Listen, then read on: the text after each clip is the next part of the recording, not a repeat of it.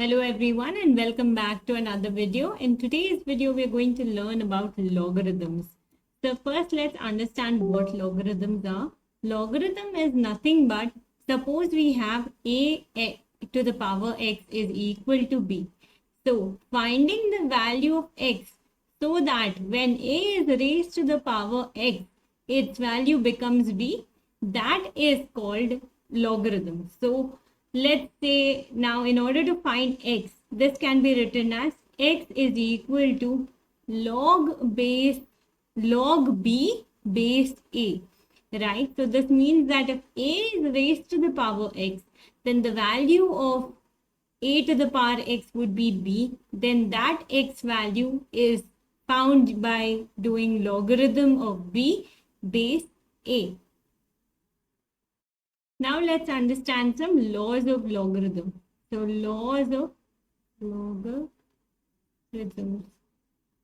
So the first law of logarithms is that if you have log a to the power n, then this can be written as n times log a. For example, let's say if I have log 100, then this can be written as log 10 square, which can be written as 2 log 10.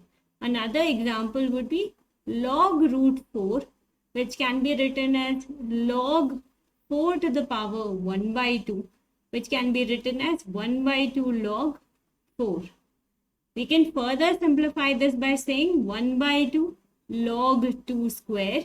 Take the 2 outside, so that would be 2 divided by 2 log 2, which is final answer would be log 2. So these are some basic examples to understand the first law of logarithm.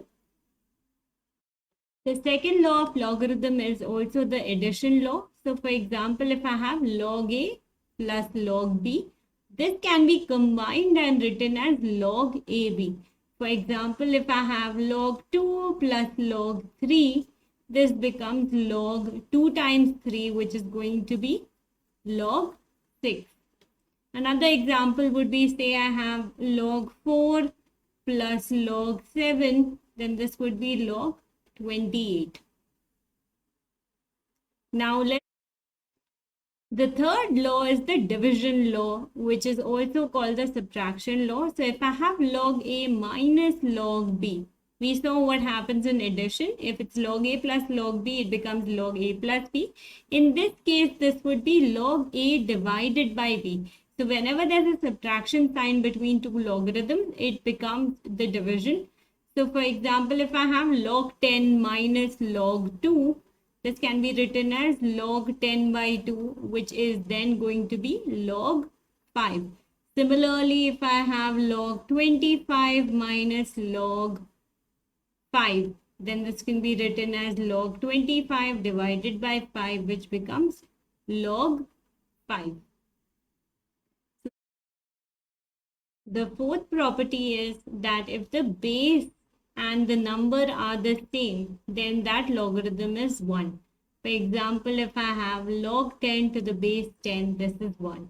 Similarly, if I have the natural log, which is ln e base e, then that would also be 1.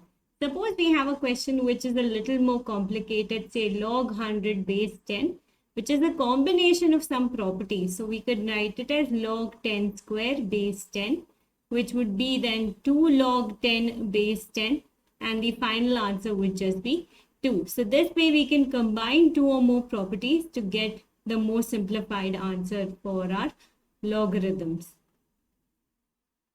And finally, we have some properties with respect to the natural log. So if we have ln e to the power x, we know that ln represents the natural log, which means it has the base e.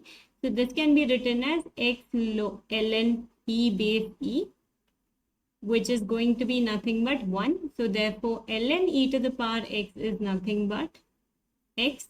Similarly, e to the power ln x is also going to be equal to, there's some property called exchanging the bases. So this would also give us the value x. For example, if e to the power ln x is going to be equal to x. So these are all the laws of logarithms. I hope this video was helpful. If you liked it, do hit the like button, subscribe and share with your friends. Thank you.